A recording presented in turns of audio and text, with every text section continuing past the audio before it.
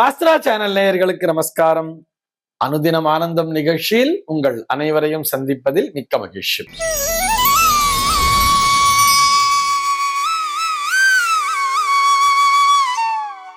இன்று 24/9/2025 இந்த நாள் குறித்து பஞ்சாங்கம் என்ன சொல்றதுன்னு பார்க்கலாம் வாங்கோ.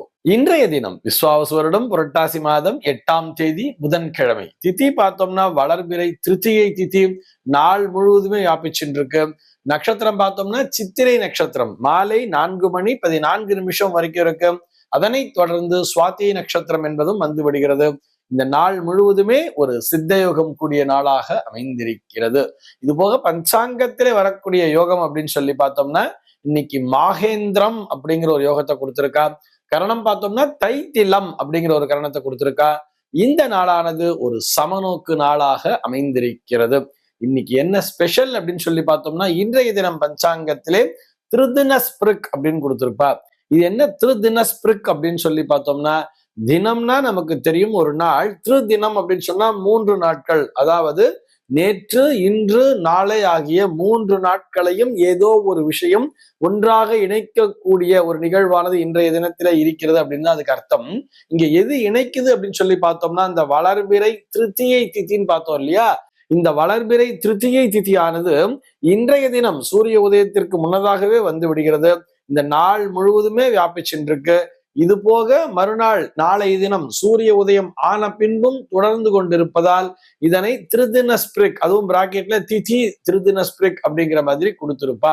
இது போக இன்றைய தினம் பஞ்சாங்கத்திலே துலாயனம் அப்படிங்கிறத கொடுத்திருப்பா. இது என்ன துலாயனம் அப்படின்னு சொல்லி பார்த்தோம்னா, வெஸ்டர்ன் அஸ்ட்ராலஜியை பொறுத்தவரை இன்றைய தினத்திலிருந்து அடுத்த ஒரு மாதம் பிறக்கக்கூடிய குழந்தைகள் அத்தனையுமே துலா ராசி குழந்தைகள், அதாவது லிப்ரா அப்படிங்கிற ஒரு ராசியை சேர்ந்தவர்கள் அப்படிங்கிற மாதிரி கொடுத்திருப்பா. அதை குறிக்கின்ற விதமாக துலாயனம் அப்படிங்கிறதையும் இன்றைய தினத்திலே பஞ்சாங்கத்திலே கொடுத்திருக்கிறார்கள். சென்னையை பொறுத்தவரை இன்றைய தினத்தினுடைய சூரிய உதயம் என்பது காலை 6:01 சூரிய அஸ்தமனம் என்பது மாலை 6 மணிக்கும், சந்திர உதயம் என்பது காலை 7:44 சந்திர அஸ்தமனம் என்பது இரவு 7:44 சம்பவிக்கிறது. பிரம்ம முகூர்த்தம் பார்த்தோம்னா நாளைய தினம் அதிகாலை 4:25 முதல் காலை 6:01 வரையில் நீடித்திருக்கிறது.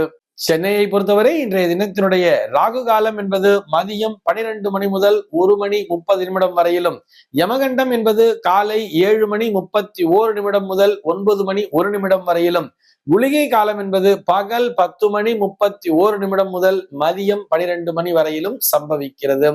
தினாந்தம் பார்த்தோம்னா இன்றைய தினம் இரவு 1:31 கொடுத்திருக்கா. சூலம் பார்த்தோம்னா இன்றைக்கு வடக்கே சூலம், மதியம் 12:24 வரையில் அந்த சூல தோஷம் என்பது உண்டு. அதற்குரிய பரிகாரமாக பால் அறிந்துவிட்டு வடக்கு திசையை நோக்கி பயணிக்கலாம் அப்படிங்கிறதையும் சொல்லி இருக்கா.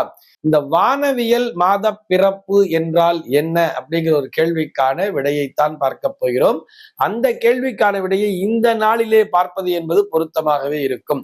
ஏன்னு சொன்னா இன்றைய தினம் பஞ்சாங்கத்திலே துலாயனம் அப்படிங்கிறத கொடுத்திருக்கா அப்படின்னு சொல்லியிருப்போம். நம்ம ஏற்கனவே எப்படி சொல்லியிருப்போம்னு பார்த்தோம்னா, துலாயனம் அப்படின்னு சொன்னா சூரியனானவர் கன்னி ராசியிலிருந்து துலா ராசியை நோக்கிய தன்னுடைய பயணத்தை துவக்குகிறார் அப்படிங்கிற மாதிரி கூட சொல்லி இருப்போம். ஏன்னா அயனம்னு சொன்னா அது பயணம்னு அர்த்தம். துலா ராசியை நோக்கிய பயணத்தை துவக்குகிறார் அப்படிங்கிற மாதிரி இது வானவியல் ரீதியாக புரிந்து கொள்ள வேண்டும் என்று சொன்னால், அஸ்ட்ரானமியை பொறுத்தவரை அஸ்ட்ரானமி என்பது அஸ்ட்ராலஜியிலிருந்து சற்றே மாறுபடுகிறது. அஸ்ட்ராலஜி அப்படிங்கிறது ஒரு ஜோதிடவியல் அப்படின்னு எடுத்துட்டோம்னா, அஸ்ட்ரானமி அப்படிங்கிறது முழுக்க அறிவியல் ரீதியான ஒரு வானவியல் சம்பந்தப்பட்டது. வானவியலாளர்களும் என்ன பண்ணியிருப்பாங்கன்னு சொன்னா, இது போன்று 12 ராசி மண்டலங்களை பிரித்து வைத்திருப்பார்கள். அவர்களை பொறுத்தவரை இன்றைய தினமே அந்த துலா மாசம் என்பது பிறந்து விடுகிறது. அதாவது ஐப்பசி மாசம் என்பது பிறந்து விடுகிறது. இன்றைய தினத்திலிருந்தே அந்த சூரியனானவர் துலா ராசியிலே சஞ்சரிக்கிறார் என்பதுதான் அதற்கான பொருள். அதாவது இப்ப நம்ம கொஞ்ச நேரத்துக்கு முன்னாடி கூட பார்த்தோம், இந்த மேலை ஜோதிடத்தை பொறுத்தவரை இன்றைய தினத்திலிருந்து அடுத்த ஒரு மாதத்திற்கு பிறக்கக்கூடிய குழந்தைகளுக்கு லிப்ரா அப்படிங்கிற ஒரு ராசி, அதாவது துலா ராசின்னு சொல்லி இருப்பான்னு பார்த்தோம். இது ஏன் அந்த மாதிரி நான் சொன்னேன் அப்படின்னு சொல்லி பார்த்தோம்னா, நம்மை பொறுத்தவரை அதாவது இந்திய ஜோதிடமும் வேதாங்க ஜோதிடமும் தான் எப்படி சொல்லும் என்று சொல்லி பார்த்தோமேயானால், சந்திரன் சஞ்சரிக்கக்கூடிய நட்சத்திரம் தான் இந்த நாளிலே சந்திரன் சஞ்சரிக்கிறது, ஒரு நட்சத்திரத்துல சஞ்சரிக்கிறதுன்னு எடுத்துட்டோம்னா அன்னைக்கு பிறக்கக்கூடிய குழந்தைகள் அந்த அந்த நட்சத்திரத்தை சேர்ந்தவர்கள். சந்திரன் எந்த ராசியிலே சஞ்சரிக்கிறாரோ அந்த ராசிதான் இந்த குழந்தையினுடைய அன்றைய தேதியிலே பிறந்த குழந்தையினுடைய ஜென்ம ராசியாக சொல்கிறார்கள்.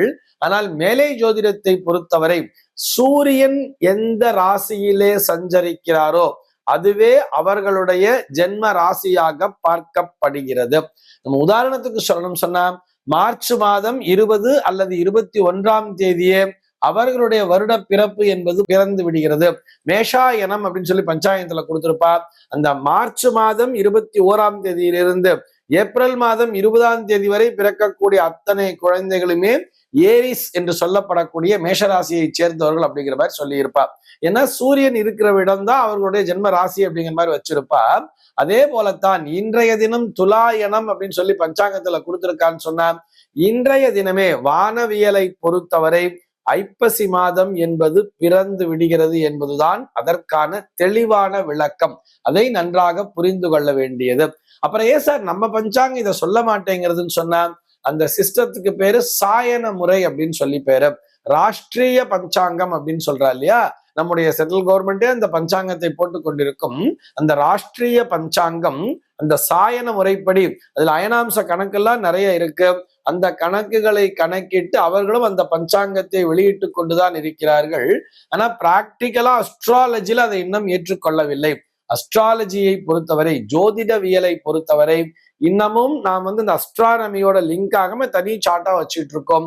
நம்மை பொறுத்தவரை நமக்கு கரெக்டா அந்த ஏப்ரல் மாதம் 14ஆம் தேதி தான் சித்திரை 1ங்கிறது பிறக்கும். அதை கரெக்டா இவங்க கால்குலேட் பண்ணி வச்சுட்டே வரா. இங்க நிறைய டீவியேஷன்ஸ் அப்படிங்கிறதெல்லாம் இருக்கு. இது எப்பொழுது தெளிவடையும்? இதற்கான தீர்வு என்பது வருங்கால இளைஞர்கள் கையில் இருக்கிறது. எல்லோரும் வானவியலையும் படிக்க வேண்டும், ஜோதிடவியலையும் படிக்க வேண்டும். இதை நான் ஏன் இந்த நேரத்துல வலியுறுத்தி சொல்றேன்னு சொன்னா நிறைய ரிசர்ச் அப்படிங்கிறது தேவைப்படுறது. இந்த வானவியலையும் ஜோதிடவியலையும் ஒன்றாக இணைத்து செல்ல வேண்டிய காலம் வெகு தூரத்தில் இல்லை அப்படிங்கிறதுக்காக சொல்றேன். அது இக்காலத்திய இளைஞர்கள் கையிலே இருக்கிறது.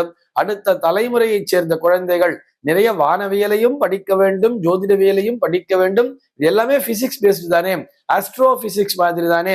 ரிசர்ச் பண்றா இல்லையா, நான் நாசாக்கு போறேன், அங்க போய் ராக்கெட் விடுறேன், இதெல்லாம் நம்ம பார்க்கும் பொழுது இதையும் கணக்கிட்டு துல்லியமாக நாம் பார்க்கும் பொழுது நம்மால் இந்த இயற்கை சீற்றங்களையும் தெளிவாகவே கணக்கிட முடியும் அப்படிங்கிறதுக்காக சொல்லிக்கிறோம். இந்த தகவலோடு இன்றைய தினம் நான் உங்களிடம் இருந்து விடைபெற்றுக் கொள்கிறேன். மீண்டும் உங்கள் அனைவரையும் நாளைய தினம் ஒரு புதிய தகவலோடு சந்திக்கிறேன். இறைவனுடைய திருவருளினாலே அன்பர்கள் அனைவருக்கும் அனுதினமும் ஆனந்தமாய் அமைய வேண்டும் என்று பிரார்த்திக்கிறேன்.